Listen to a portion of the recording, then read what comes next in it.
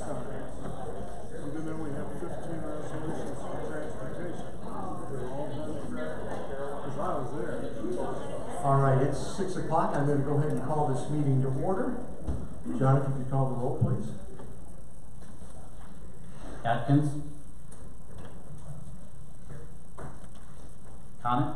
Here. Crawford. Here. Darcy. Here. Graff. Hall. Here. Harris. Here. Holford. Here. Hovey. Here. Emig. Here. Jousting. Here. Longfellow. Here. Mennel. Here. Mingus. Minton. Here. Newhouser. Here. Frail. Here. Scortino. Here. Sin. Here. Sundell. Here. Wolf. Here. Chairman Zimmerman. We have a quorum. We'll do business. If we could rise for the invocation of pledge. Before I pray today, Monday was Memorial Day. Today they renamed the post office in Pekin for George Bastine, who lost his life in Afghanistan. And I just told Sue Sundell, the only person that I know who lost somebody was Sue's brother in Vietnam. So I want to thank everybody who served our country. So let's come to the Lord in prayer, all right? Heavenly Father, thank you for another day that you've given us.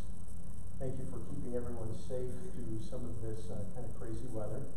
I lift up our farmers today, take away their anxiousness, and as they wait patiently to get back in the fields. Thank you for the faithfulness that you show us every year with your abundance. Thanks for this board and the privilege of gathering together in a free country. Thank you for each and every one of these board members and all of our employees in the county. I pray that as we deliberate on these issues tonight, that we can make decisions that honor you and honor our taxpayers. I lift up the citizens of Tazewell County, too, and those who came out this evening. We appreciate their caring. And I thank you again for the families, the Gold Star families, and those families that lost loved ones, so that we could be free and meet together tonight. In this crazy world, we know that you're in control and sovereign, and we take hope and comfort in that. And we pray all these things in your name. Amen. Amen. I pledge allegiance to the flag of the United States of America and to the republic for which it stands, one nation, under God, indivisible, with liberty and justice for all.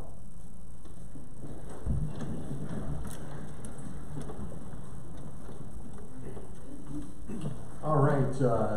Any communications from members of the public or county employees?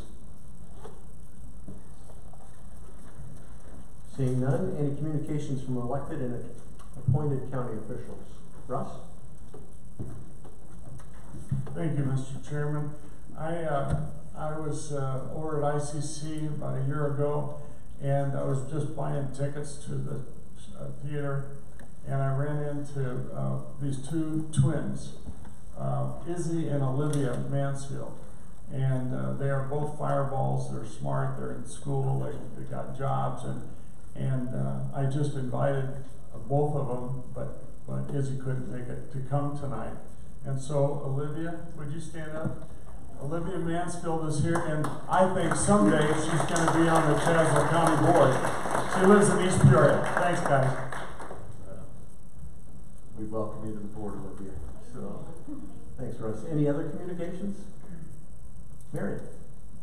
I would like everyone to know that tomorrow and Friday, I'm hosting the ICAP program from the state of Illinois, the state treasurer's office. That's unclaimed money that the state is holding. Just for Tazewell County alone, they have $12 million. So they will be on the third floor right outside my office all day tomorrow and Friday. They'll have their system all set up. All you have to do is give them a name and they'll search it out. If they find a name, they'll help you process it, and it'll take 3 to 4 months to get your claim. Thank you. Any Zimmermans in there? Any other communications? Seeing none, we'll move on. We are not going to have an in-place finance committee meeting tonight, so that's been pulled off the agenda. We do have an in-place land use committee meeting. Chairman Sundell?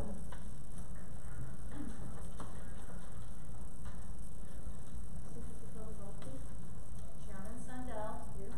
Emig.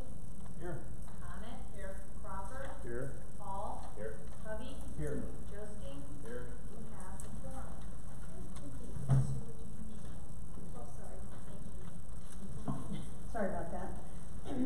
Okay, I would entertain a motion for LU 1904, motion by Mr. Crawford, second by Jake, okay.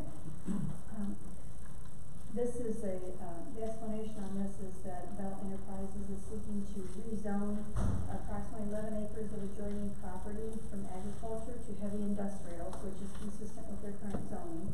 The rezoning is needed to allow for expansion of the current facility, which is a new grain bin. The zoning board of appeals recommended approval and there were no objectors regarding the request. Is there any comments or questions on that? Seeing none, all those in favor signify by saying aye. Aye. Any opposed? And we are adjourned. Thank you, Sue. We do have an in-place executive committee meeting also. Sue, if you could call the roll. Chairman Zimmerman. Here. Newhouser. Here. Bonnet. Here. Darcy. Here. Graff. Harris. Here. Emmett. Here. Josting. Here. Mennel. Here. Trail. Here. Sin. Here. Sundell. Here. Have a quorum.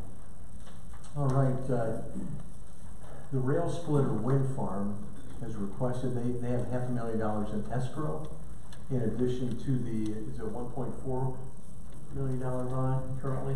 They have asked to convert that escrow into another surety bond. And so we'll have two separate bonds of $1.9 million. The 1.4 that we have currently, we're gonna raise 2%, which we're allowed to under the contract after year 10 or 11, and we're at that point. So if I could get a motion to get that on the floor, we'll discuss it further. Motion by Emig, second by Darcy. So are there questions? If they get too technical, we'll probably have to have Crystal step in here too. Yeah, Mike? They requested, so there must be an advantage to them to request that. What's the advantage? Well, the advantage that you can go ahead, Crystal. The advantage of it is they won't have that money tied up. They'll be money back in their pocket. But they still have to buy a bond Correct. from their top-rated companies. They buy from 3 separate ones. Travelers is the one they have currently. Tim?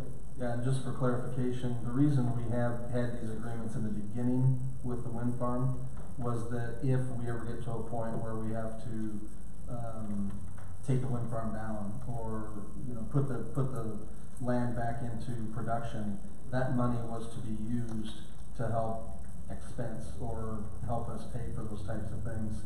So instead of having just $500,000 in cash in a bank, we still will have a surety bond, which we would then call from the insurance company, which would then give us the money back, but then also help us arrange for contractors and help us do the project. Whereas if we keep the money in the bank and we were to ask for the money, the bank's not going to help us do any of that. They're just going to give the money back and say, here you go. So having it in a bond is not a disadvantage for us. It's still liquid, it's still cash. It's just a way for them to free up their own money and put it in a bond, but they still have to purchase the bond with a A-rated insurance company, which then they have to prove to us each year that it's with a qualified company, so. Right, and then Mindy? I'm a bit confused, I know, because we've got something similar with the landfill. One is to allow us to have funding right away to pick something right away, and the other is to do some different things. I'm kind of like, wondering if the bonding is a very readily available source of money in case one of these tornadoes actually does something or things like that. Well, insurance probably hit that, but I'm just saying, in case there's any breach of anything, I'd be a little nervous of everything being in bonds. So I guess I'm wondering how the security level of this. So I would have thought the same thing, but I can't remember who talked about it that night, that it's actually easier to get to that bonded money than the escrow money. And I don't know if any of the attorneys in the room could pick up on that, or if that's... I don't recall maybe Crystal can come up. I don't recall the exact explanation for it, but I think though the cash is available at the bank, it isn't, like you said, as easily accessible just because of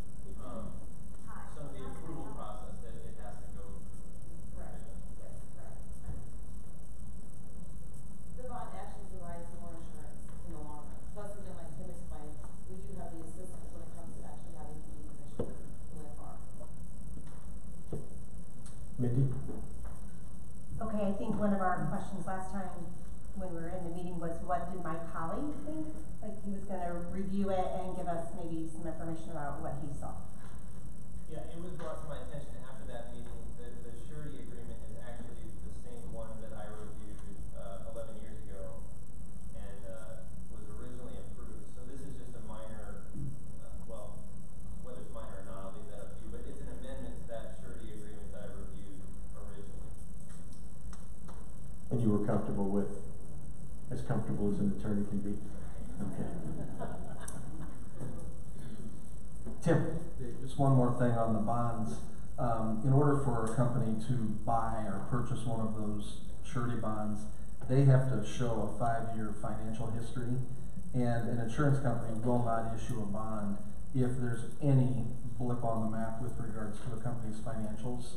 So the fact that they're buying a bond gives me assurance that the insurance company has done their due diligence and actually has reviewed their financials, and they do that on an annual basis. So it's just one more level of security, knowing that they're not issuing a bond and then it's a company that's gonna go defunct in a year. So one more added layer of security, in my opinion. And there was a resolution at our place, because I think there was some confusion. The 2% increase is only on the original 1.4, not on the 500,000. So the maker and second of the motion, was this the motion that you passed? Yes, okay. Any other questions? We're still in executive. All those in favor signify by aye. Aye. Those opposed? We are adjourned from executive. All right, can I get a motion to approve the April 24th County Board meeting minutes? Motion by Mitten, second by Trail. Any questions? All those in favor signify by aye. Aye. Those opposed? That brings us down to the consent agenda. Item 1 is automatically pulled. 25 is off the table. 28 is pulled. Anything else? Greg? 15 and 16. 15 and 16? Tim? 18. 18? Carol? I'd like to pull 4 through 16 just to get some questions of clarification. I have no problem if I'm satisfied with the rest of them to vote on them in a group, but we'll probably have to do them one at a time. But 4 through 16, and I know a couple of them were already pulled. 4 through 16. Okay. 15 and 16 have already been pulled. Brandon? 34, Mr. Chairman. All right, item 34. Can I get a motion on the remainder? Motion by Crawford, second by Wolf. All those in favor signify by aye. Aye. Those opposed? All right, can I get a motion for appointments A through J? Motion by Conitz, second by Darcy. All those in favor signify by aye. Aye. Those opposed? Motion passes. Okay, back to the agenda, and a motion to get item 1 on the floor. A motion by Hall, second by Sundell. This just came out of committee tonight to approve the rezoning. Any further questions on that? All those in favor signify by aye. Aye. Those opposed? And a motion for item 4 to get this on the floor. Motion by Emig, second by Wolf. Go ahead, Carol. Yeah, my questions are general to all of these for the committee. I know how tight money is on our resurfacing and that. But last year, I know on Toboggan Avenue from 155 to Hopedale Road, there was a different procedure used, and living down in that area, I heard a lot about it. And my question to the committee is, any of these resurfaces that same procedure as was used there last year? Greg? Or Craig? Greg or Craig, whatever. Go ahead, Greg. No, that procedure, none of these involve that same procedure.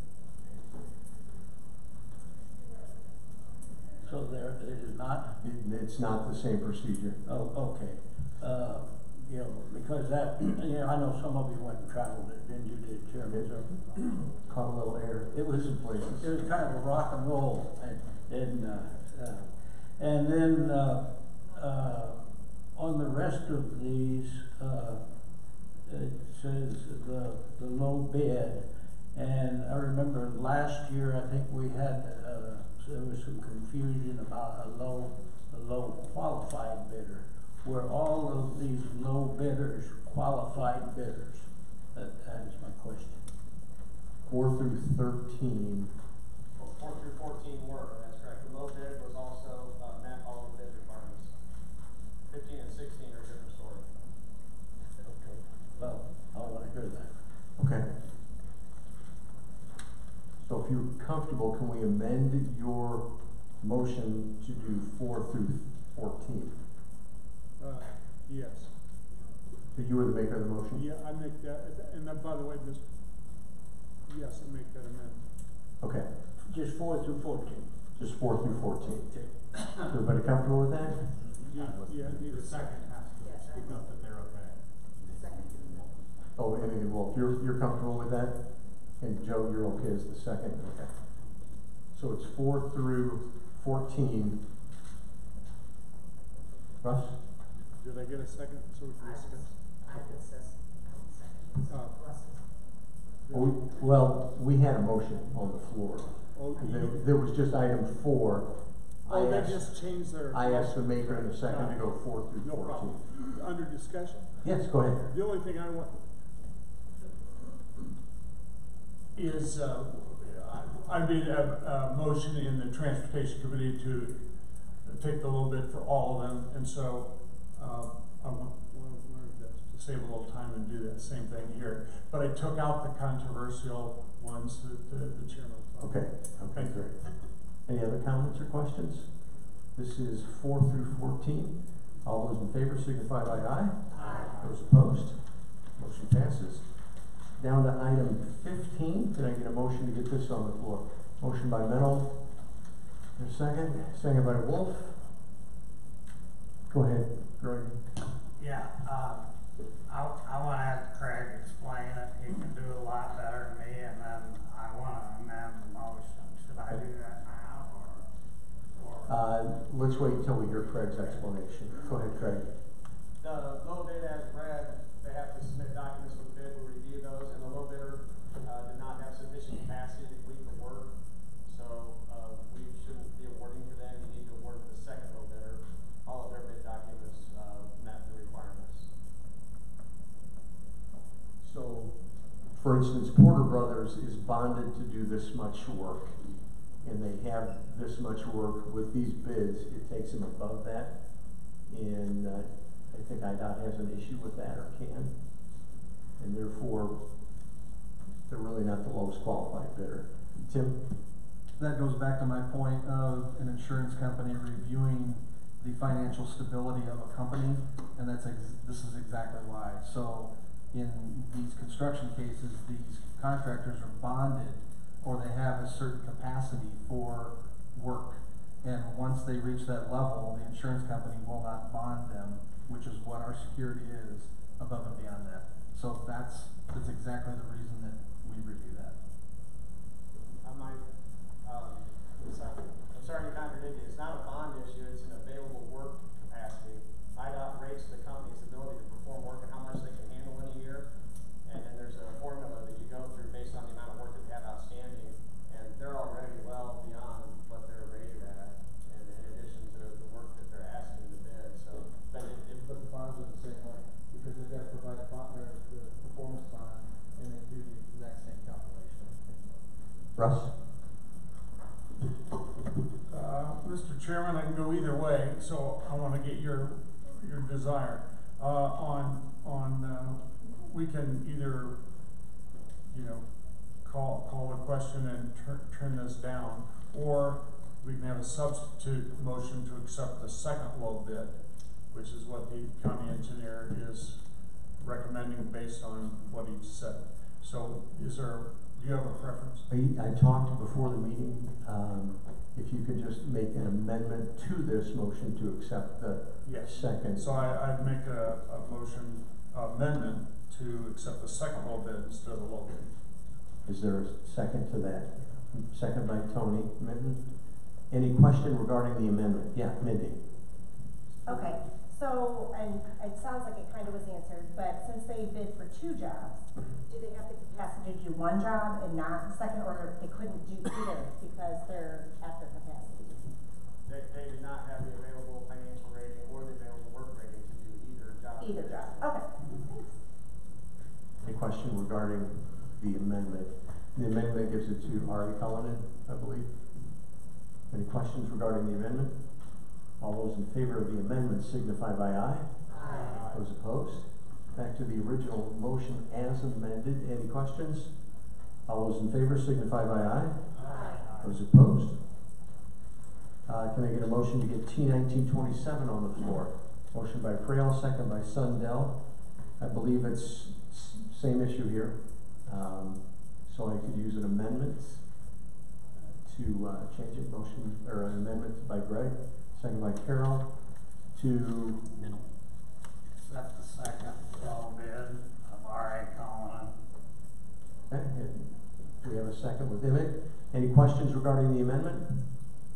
All those in favor of the amendment signify by aye. Aye. Those opposed? Back to the motion as amended. Any more questions? All those in favor signify by aye. Aye. Those opposed? Motion passes as amended.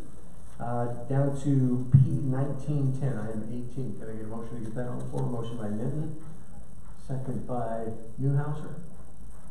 Tim, I believe you pulled this. I did. Thank you, Mr. Chairman. I guess I just ask you to bear with me here. I've got quite a few numbers maybe to throw at you, but I'd also like to start off with just a little historical perspective.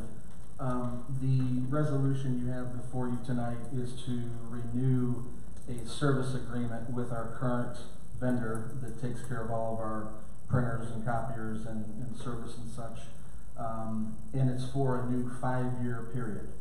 However, the last time we competitively bid all of this service was back in 2009, so that's 10 years ago. I did a little research and I was able to dig out the original bid results from 2009. And at that time we had 5 respondents, or people that bid on the project at that time. Digital Copy Systems, which is our current vendor, was the lowest of those bidders, so they were the lowest qualified bidder. Their bid came in at $2,701 for lease for the machines, and then $1,430, so a total of $4,221 per month for us to lease and have them maintain our copiers and printers for a 5-year period. They were significantly lower at that time than all of the rest. And I remember a few on the committee asked why there was such a variance, but it was what it was, and we went with them and have been with them ever since. So the original contract was for 5 years. We paid the $4,221 per month, which totaled about $50,652 per year. And over a 5-year period, that was $253,260. In 2014, the agreement was renewed or extended for a 2-year period. However, our maintenance portion and our monthly portion went up to $4,664 per month. That was all listed as maintenance, no leasing. However, the maintenance amount tripled from what our original agreement was when we bid it. So over that 2-year period, we spent $111,936 for the total of that contract. And then after that contract expired in August of 2016, we went to a month-to-month lease, and we've been on that ever since. So for the past 33 months, we've spent $4,404 per month, again for maintenance, and that totals about $145,332. So for the past 10 years, we've spent $510,528 for our copiers and our maintenance and whatnot, which is an average of $51,052 per year. However, as we sit here today, we have 10-year-old machines or possibly 11-year-old machines, and we don't own them. We have quite a few service issues. In fact, it's my understanding that we account for about 30% of digital copy system service calls out of their whole clientele, which is a lot. So we have old machines, we have older technology, and it's kind of coming to bear right now. The other issue that I had, and what's interesting to me is, so we've spent around $50,000 a year over the past 10 years, and we still have 10-year-old machines. However, and I don't know whether you have this in front of you, the copy of the agreement that's in our packet, but the new agreement, what they're proposing for the next 5 years, is again a monthly payment of $44.04, so the payment doesn't change, but we're going to get eventually new machines. So we're still spending $50,000, but we're going to get new machines. I have trouble with the math, and I think we maybe purchased these machines maybe once or twice. The second part that I really want to call into question, at the bottom third of the page, there's a couple numbers that are listed there. The first one is $258,333. That's the number of black and white copies that we are allotted per month.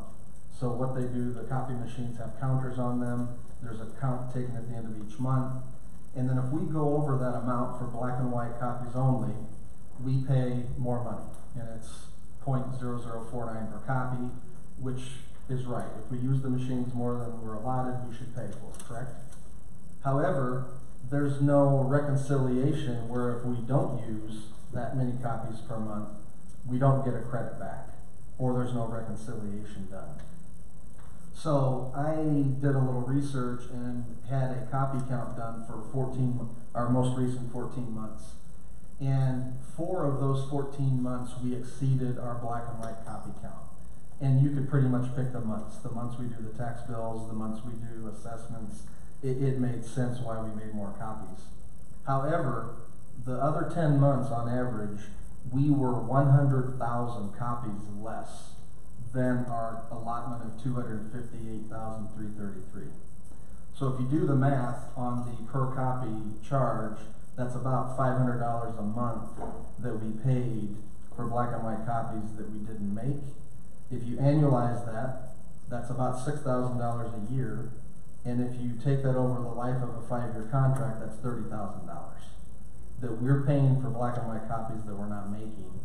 And we pay for overages, which we should, but I think there should be some kind of a reconciliation or recognition of why we're not making the copies.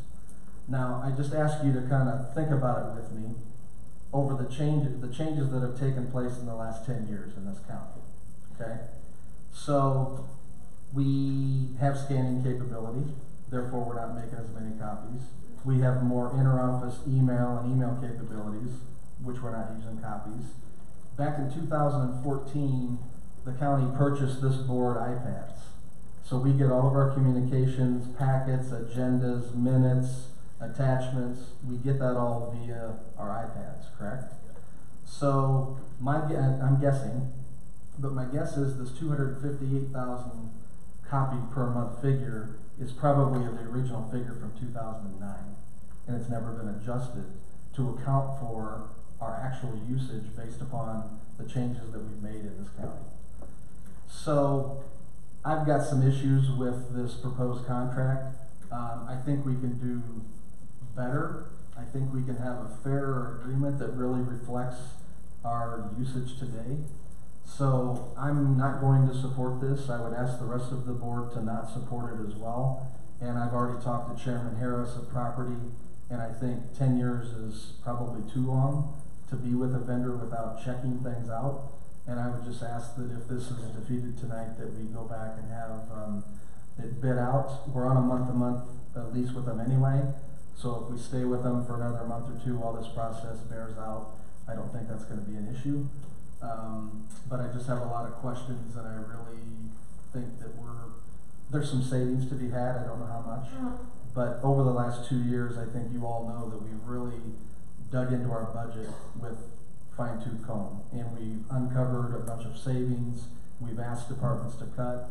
This is the one thing that we've not put to the test yet. and I think it's time. So with that, I'll shut up, but I just wanted to bring that up, and I think after doing some research, I think maybe there's some savings to be had.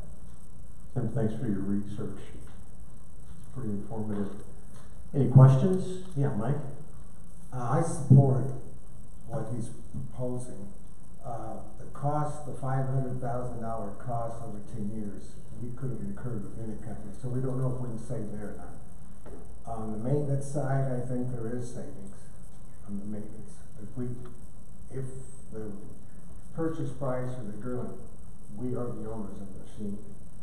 On the copy, we can save, definitely save on the copy, so I think we should rebid it.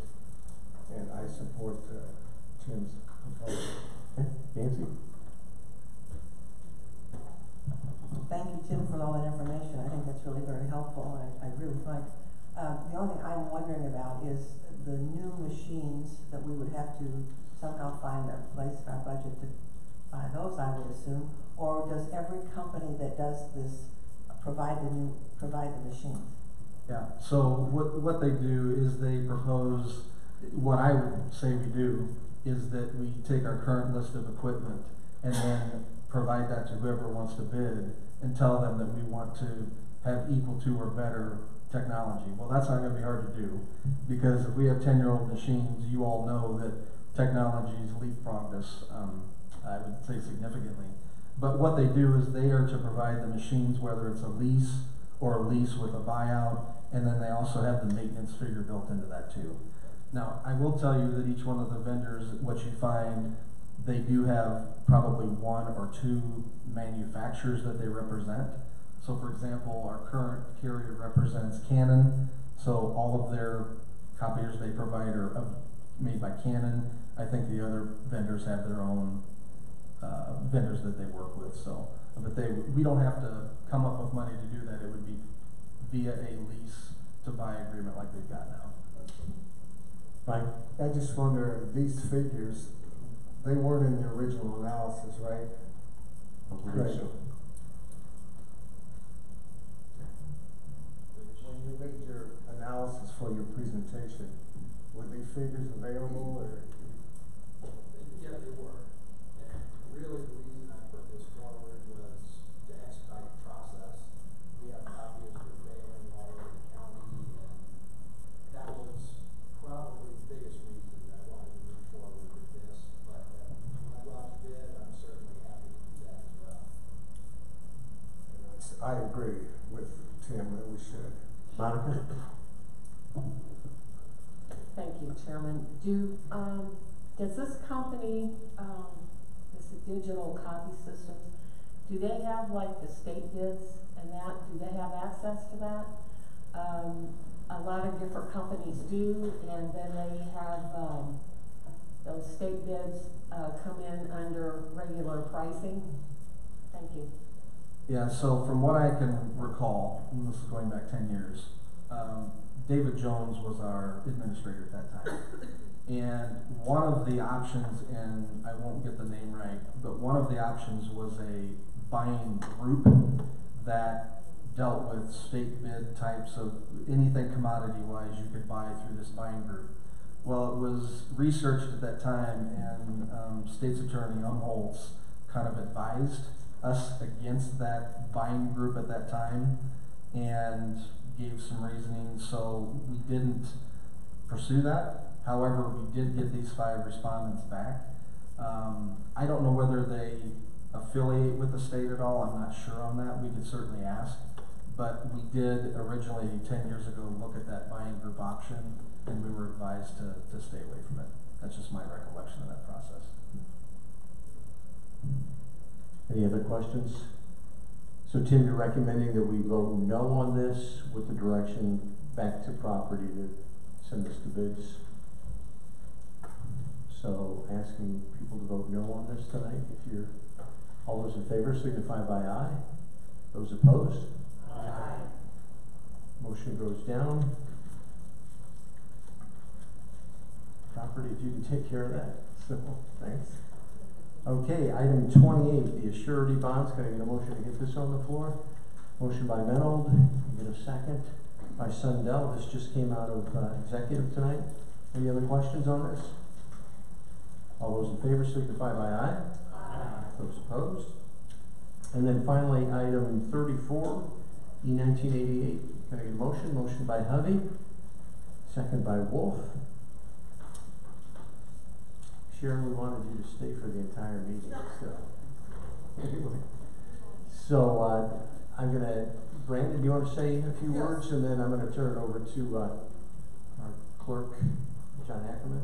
Thank you, Mr. Chairman. So this was a wonderful, wonderful thing, and it's finally come to fruition. This has passed both the Illinois House and the Illinois Senate, and I think it's very fitting that this was done around Memorial Day, because really this is a great way to pay tribute to those veterans who made the ultimate sacrifice for their country while serving in the profession of arms. And this is very meaningful, not just to veterans, but to genealogists, to history buffs, to anyone who wants to pay tribute to veterans by keeping their memory alive. Those are my comments. Thank you, Mr. Chairman. Sharon is in the back. Anybody that's read the media coverage of this knows Sharon was the primary pusher of bringing this forward. It was her offhand comment. I really see this, and I hope that our employees see this as a message that if there is something that we can improve, mention it. We want to hear that kind of stuff. We want to know how we can improve the services we provide our taxpayers, and that not only can we change it here in the county, but this can make a larger impact on the state of Illinois. Sharon, way to go. Sharon, you want to stand up so we can acknowledge you? So,